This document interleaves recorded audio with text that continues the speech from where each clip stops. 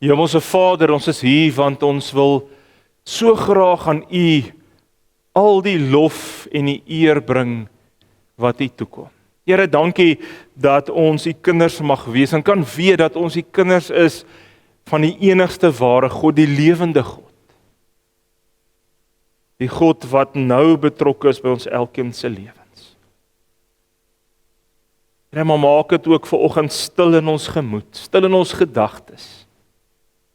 Help dat ons hier by U voete kan kom sit en by U voete 'n stuk vrede, 'n stuk rustigheid, 'n stuk kalmte kan beleef. Ja Here, en maak oop ons ore, ons oë, ons harte, dat ons ook sal kan hoor vanoggend, maar wat is dit wat U graag vanoggend vir my wil kom sê? Wat is dit wat U graag wil hê ek moet vanoggend hoor? Wat is dit wat U graag wil hê ek moet vanoggend hier uitvat? Here, wees U self die een wat vanoggend met ons elkeen kom gesels, met ons elkeen kom praat. Maar help ons deur die Gees dat ons sal luister en dat ons sal hoor. En dat ons sal begin doen dit wat U van ons vra. Ons vra dit in U naam alleen. Amen. Ek wil vanoggend vir ons net so 3 versies saam lees. Ons gaan so 'n paar ander versies ook na kyk en stil staan, maar dit sal op die bord verskyn. So ek wil vir ons saam lees daar uit Lukas 10 uit. Lukas 10 daar van vers 1 tot en met vers 3. Net so die eerste 3 versies van Lukas 10.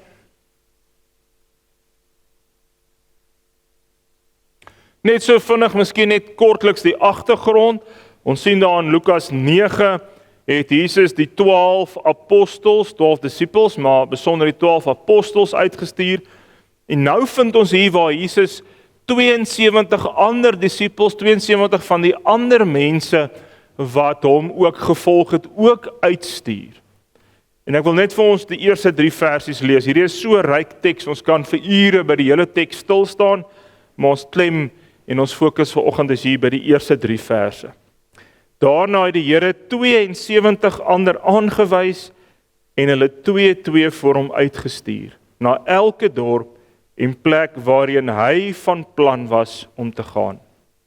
Hy het vir hulle gesê, die oes is groot, maar die arbeiders min. Bid dan die Here aan wie die oes behoort om arbeiders uit te stuur vir sy oes. Gaan nou, maar onthou ek stuur julle soos lammers tussen wolwe in. En ek lees vir ons net tot sover. Ek dink almal van ons het al iewers in ons lewe waarskynlik die frustrasie ervaar wanneer jy sukkel met kommunikasie tussen jou en iemand anders. Die van julle wat dalk al die voorreg gehad het om oor see te reis, dink daar beleef jy dit besonder wanneer jy daar met mense praat en hulle verstaan nie Engels nie.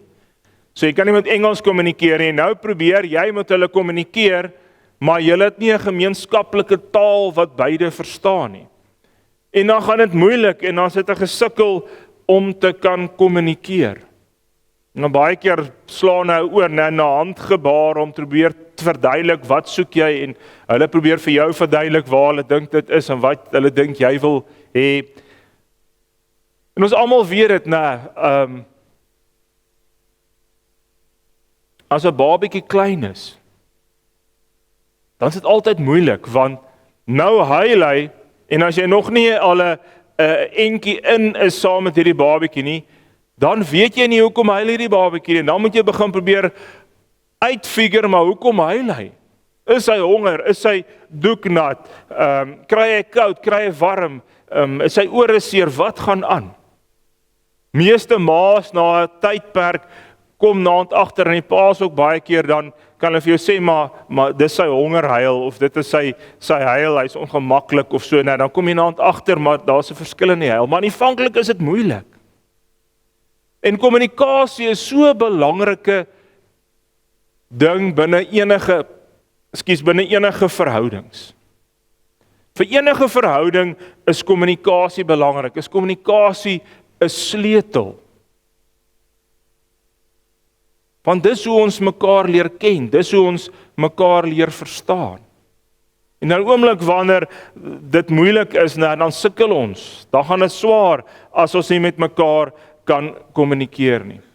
Ek dink almal van julle het dit ook al beleef, ek het dit al 'n slag hier gesê ook, maar ek dink ons almal het dit al beleef, dat jy goeie vriende is met iemand, en dan verhuis daai mense, hulle trek, hulle gaan iewers anders. En ou is eintlik so oortuig daarvan hierdie vriendskap gaan hou, want dit was so 'n sterk vriendskap. Maar dan na 'n jaar of 2 kom jy agter, maar hierdie vriendskap het begin vervlou, want ons sien mekaar nie meer so baie nie, ons praat nie meer so baie met mekaar nie.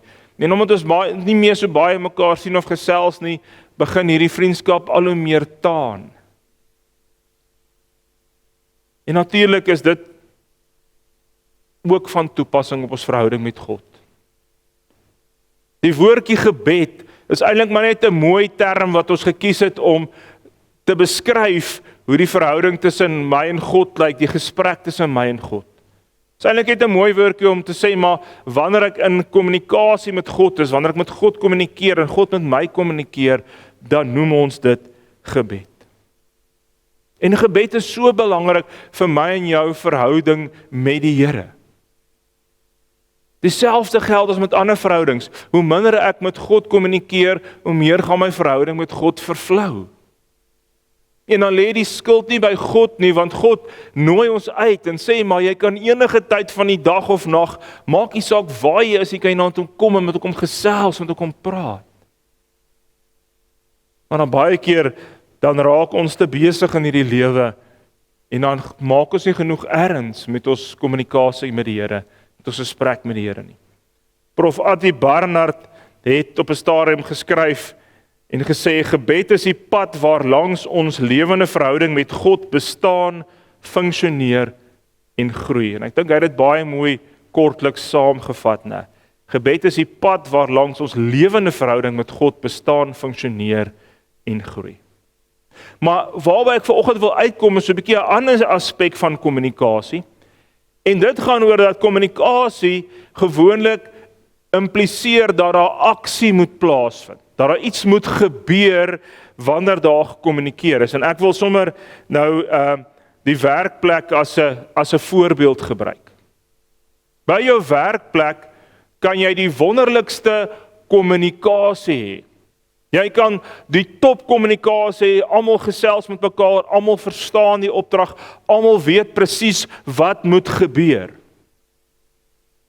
Maar as dit net daar stop, dan help hierdie kommunikasie jou nie.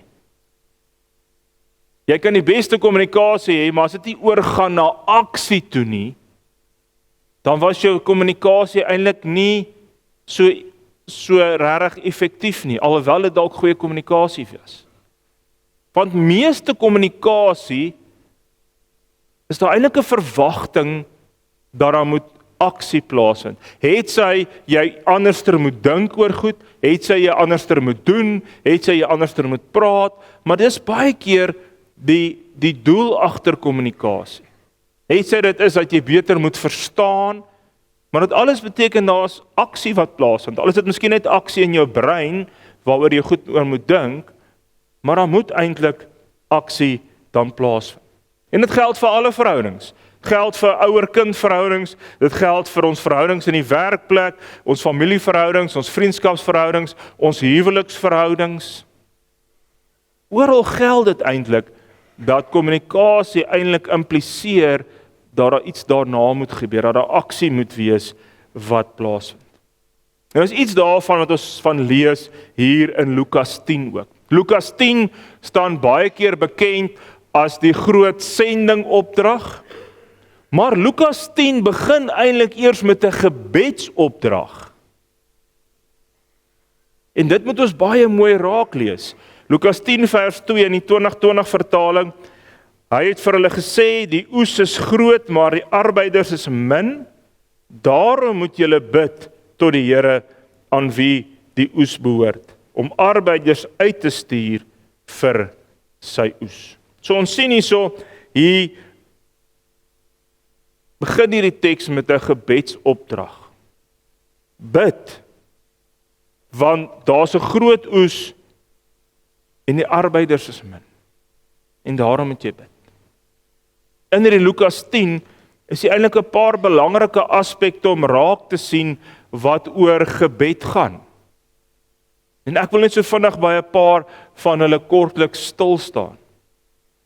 Ek dink die eerste ding wat ons kan sien in hierdie teks is dat gebed ons help om so 'n bietjie anderster te begin kyk. Gebed wil hê ons moet bietjie anderster kyk om ons en rondom ons. Hoe begin hierdie gedeelte om te sê, maar die oes is groot en die arbeiders is min. Hierdie gedeelte wil jy moet begin kyk na ander mense en besef, maar ander mense is ook vir God belangrik.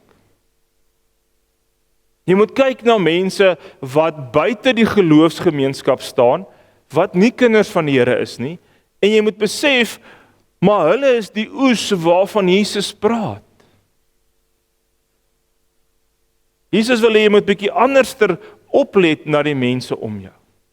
Plaas daarvan om net met mense baie keer gefrustreerd te wees, of geïrriteerd te wees, of kwaad te raak vir mense, ons 'n bietjie met ander oë na dit te kyk en te sê, maar hierdie mense is deel van God se oes, en hoe wil die Here hê, moet ek teen hulle optree?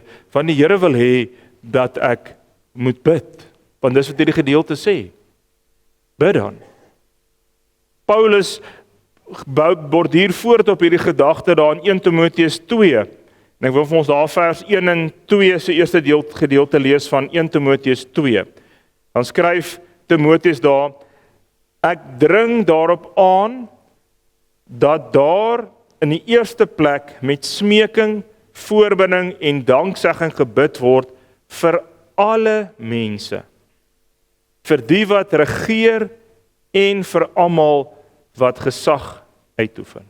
Hoor mooi, bid vir alle mense, en dan noem hy nou van al hierdie mense, en dan sê hy onder andere, bid vir hulle wat regeer, bid vir hulle wat gesag uitoefen.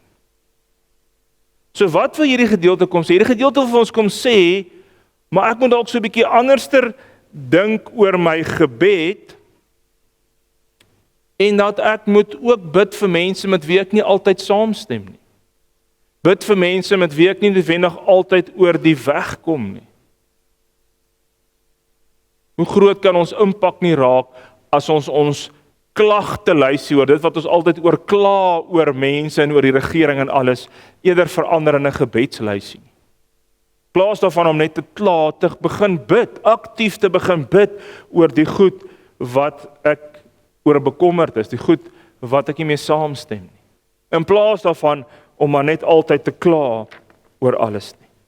So hierdie gedeelte begin en eintlik kom sê vir ons maar begin bietjie anders kyk, begin so bietjie anders dink oor die mense om jou.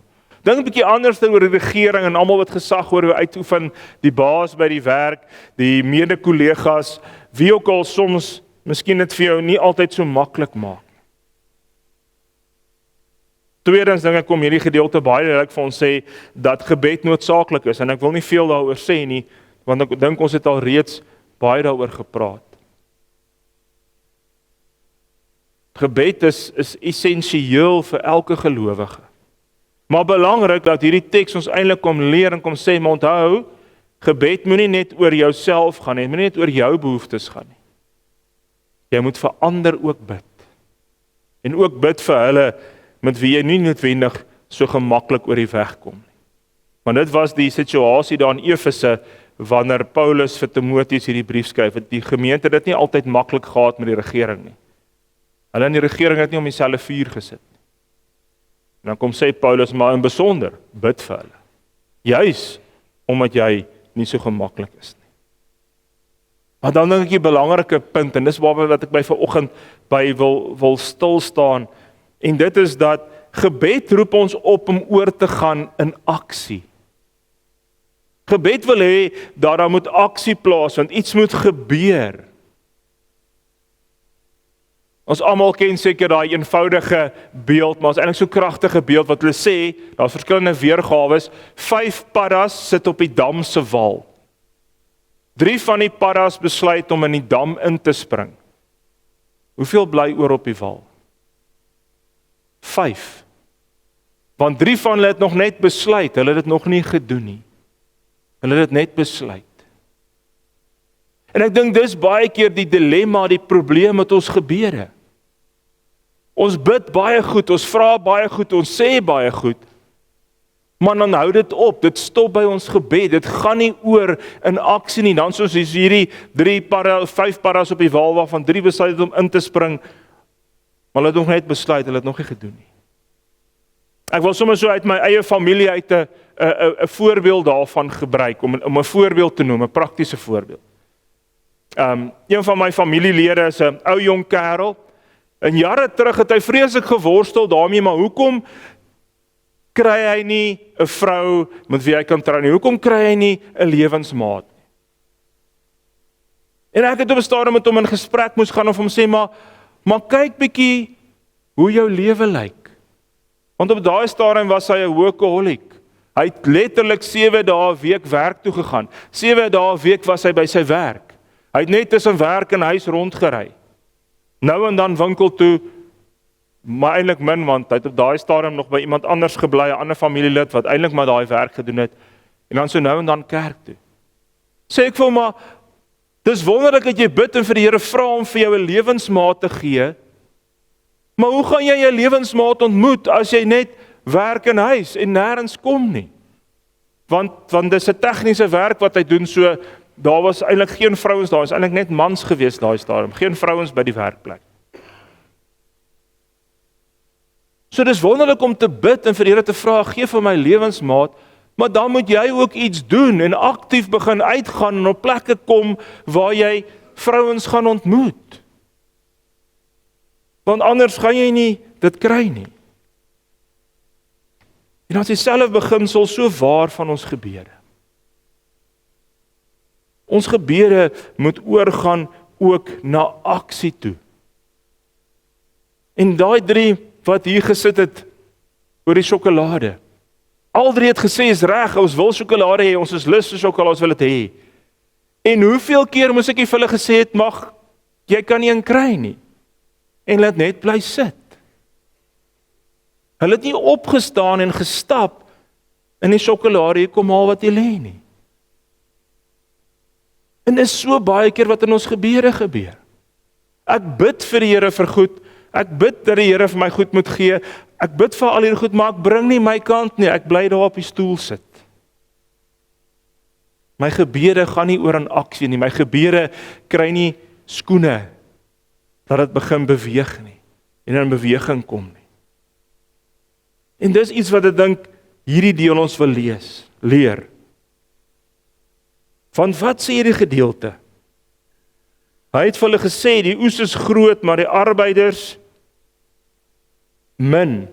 Bid dan die Here aan wie die oes behoort, om arbeiders uit te stuur vir sy oes. Gaan nou, maar onthou, ek stuur julle soos lammers tussen die wolwe in. Dis amper of Jesus amper nie eers 'n asemhaal tussen dit nie. Bid en gaan. Dis vir Jesus een beweging. Bid vir arbeiders en gaan wees 'n arbeider. Moenie wag dat ander dit doen nie, want ek roep jou. Ek vra jou om in aksie te kom, om in beweging te kom. Ek dink nog 'n wonderlike voorbeeld in die Bybel is Nehemia. Daar in die boek Nehemia, kom ek gee net so 'n bietjie agtergrondinligting. Nehemia is daar in ballingskap saam met 'n klomp mense van die volk, en hy is in die posisie waar hy die skinker daar in die koning se paleis is, en 'n klomp van die ballinge is terug Jerusalem toe. En hulle terug in Jerusalem kom, toe die omstandighede haaglik. Die Jerusalem se mure is gebreek, die huise is stukkend, die tempel is stukkend, en hulle sukkel, die wat daar sukkel, hulle word kort aangeval deur ander, want die mure is stukkend.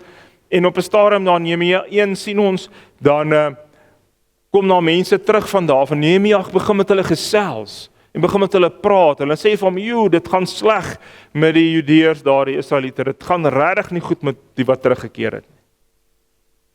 En dan raak Nehemia hartseer daaroor, en dan begin hy bid vir die Here, en dan begin hy bid tot die Here, en vir die Here smeek, maar hoor hulle gebede, sien die nood raak, sien die krisis raak. Maar dan snap Nehemia, die Here het hierdie ouens oor sy pad gestuur, sodat hy nie net moet bid vir hulle nie, maar dat sy gebede moet oorgaan na aksie toe. Dan lees ons in Nehemia 1 vers 11 die volgende: Ag Here, luister tog na die gebed van u dienaar en na die gebed van die dienaars, hulle vir wie dit 'n vreugde is om u naam te eer. Laat my tog verspoedig wees met wat ek vandag wil doen. En wat doen Nehemia? Baie spanning. Hy's net die skinker van die koning, hy's eintlik 'n slaaf daar. En dan moet hy al sy moed bymekaar skraap wanneer die koning vir hom vra, maar hoekom lyk jy so af, Nehemia? Om dan met die koning te praat. Hy waag eintlik sy lewe om met die koning te praat en vir die koning te vra, maar kan ek nie asseblief teruggaan nie? Kan ek nie asseblief gaan help hier? Dis chaos daar. En dan sê die koning is reg, want die Here het al reeds in die koning se hart gewerk. Maar wat doen Nehemia? Hy bid nie net nie. Hy sit 'n plan op die tafel en dan neem hy aksie. Dan gaan hy terug en dan begin hy die ouens daar organiseer. En dan weet ons dat dit ook nog steeds nie maklik was nie. Nehemia het maar sy uitdagings gehad daar. Maar op 'n eendag slaag hy daarin. Hoekom? Want Nehemia het gesnap, maar ons gebede moenie net gebede bly nie. Iewers moet van ons gebede begin oorgaan en dit begin in aksie raak. Ons moet dit begin leef. Dit begin uitleef. En daarom moet ons mooi gaan dink daaroor. Hoeveel keer bid ons nie vir ouens in nood en ouens wat swaar kry en dan bid ons vir die Here, maar help asseblief daai mense. Joeg, daai mense het nie klere nie, Here, help hulle asseblief. Daai ou het nie kos nie, Here, help daai ou. Here, ek sien hierdie persoon is vreeslik hartseer. Here, wil U nie asseblief iemand stuur om net bietjie met hom te gaan praat nie. Ek sien hy's af, hy voel nie lekker nie. Miskien moet ons mooi gaan dink daaroor. Dat die Here nie miskien jou daai ou laat raak sien. Omdat hy wil hê dat jy uit jou oorvloed van jou klere vir hom moet gee. Of dat jy uit jou oorvloed van jou kos vir hom moet gee. Het die Here nie dalk jou daai persoon laat raak sien wat in 'n moeilike omstandighede swaar kry, vereensaam, dat hy nie dalk juis daai persoon jou om laat raak sien, want hy wil hê jy moet vir hom bid, man, meer as bid, jy moet ook gaan, soos wat hy in Lukas 10 sê. Bid, maar gaan ook, gaan doen. Ek dink ons vergeet baie keer dat die Here wil dalk hê dat jy deur jou gehoorsaamheid die antwoord moet wees op iemand anders se gebede. Jesus is nie meer hier op aarde nie. Hy gebruik vir my en jou as sy hande en sy voete en sy hart hier op aarde. En hy wil dalk hê jy moet die een wees wat daai ou of dat die Here deur jou daai persoon se gebed wil laat verhoor. Want daai persoon het dalk ook gebid dat die Here iets vir hom moet gee om te eet. Of klere.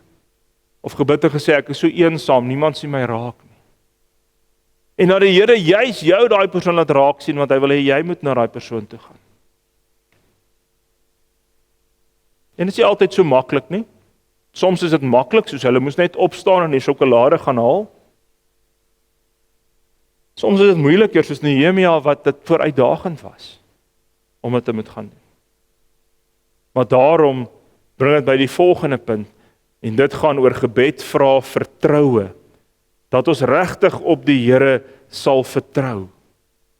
Hierdie gedeelte sê, ek stuur julle soos lammers tussen die wolwe in. Die Here sê, dit is nie noodwendig altyd maklik nie. Dit is maklik om te bid, en net dit by gebede te hou, maar om gebed oor te sit in aksie is soms moeilik. En mag dalk soms vir jou voel of jy onseker is, kwesbaar is. Maar onthou dan weer die voorbeeld van Nehemia. Nehemia het in baie opsigte eintlik sy lewe gewaag om met daai koning te praat. Maar hy gaan terug, hy is bereid om die paleis te verruil, om daar te gaan werk, juis sodat sy gebede kan voete kry. Maar daarom het ons ook nodig om seker te maak dat ek naby genoeg aan die Here leef, dat ek onderskeidingsvermoë kan hê om te weet wanneer dit God se stem is, wanneer dit God is wat ook met my praat. Want ja, dit is ook so, ek kan nie noodwendig by al die nood in hierdie wêreld betrokke raak. En daarom moet ons ook bid en vir die Here sê, maar Here, wys vir my waar U my wil gebruik. Waar wil U hê moet my gebede oorgaan in aksie, fisiese aksie waar ek 'n verskil moet gaan maak, 'n impak moet gaan maak. Daarom sê Johannes 10 vers 27 vir ons, my skape luister na my stem, ek ken hulle en hulle volg my. Ons moet die Here se stem ken en sy stem leer ken, en al ons die Here se stem kan leer ken, is om tyd in gebed, tyd in kommunikasie met die Here te spandeer, en dan hoor ons sy stem. Wat gebeur? Daar is soms goed wat bietjie keer, en wat maak dat ons sukkel om van gebed oor te gaan na aksie toe, en natuurlik die eerste ding, wat maak dat ons sukkel om van gebed af oor te gaan na aksie toe, is sonde. Baie keer is daar sonde in my lewe, ek is self op myself gerig, dit gaan te veel oor myself, of daar's ander sondes in my lewe wat dalk keer, dat ek nie oorgaan na aksie toe nie. Soms is dit net vrees, né? Soms is dit vir ons moeilik, want ons is soms bang, weet om oor te gaan na aksie toe. Soms voel ons, ek is nie goed genoeg nie, ek is nie die regte persoon nie, né?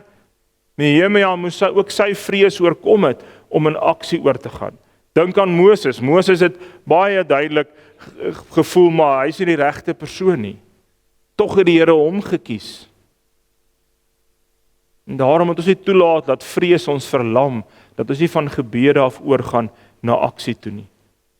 Maar ek dink baie keer die grootste een van dit is gemak. Ek dink baie keer is ons net te gemaklik. En as ek nie bereid om my gemakzone te verruil nie, want dit gaan dalk van my vra, as ek my gebede wil laat voete kry, my gebede wil laat in aksie oorgaan, dat ek so bietjie my gemakzone eenkant moet skuif. My gemakzone, so bietjie uit my gemakzone moet kom.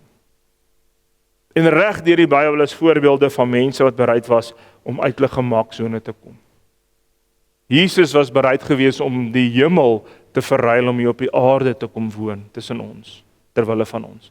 Nehemia was bereid om die werk in die paleis, alhoewel hy 'n slaaf was dit nogal 'n goeie werk gewees om die skinker te kon wees vir die koning.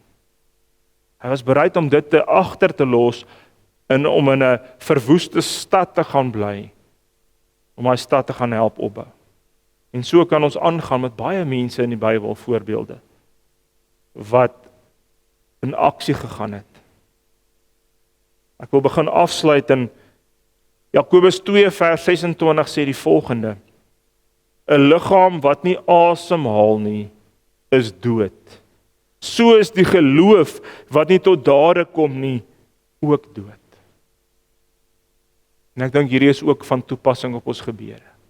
Gebede is deel van my geloof, gebede is deel van hoe ek my geloof uitleef. En daarom dink ek, kan ons ook sê, en saamstem met Jakobus en sê, maar wanneer my gebede net by woorde bly, en nooit oorgaan na dade toe nie, dan is my geloof eintlik besig om dood te gaan, of is my geloof dalk dood.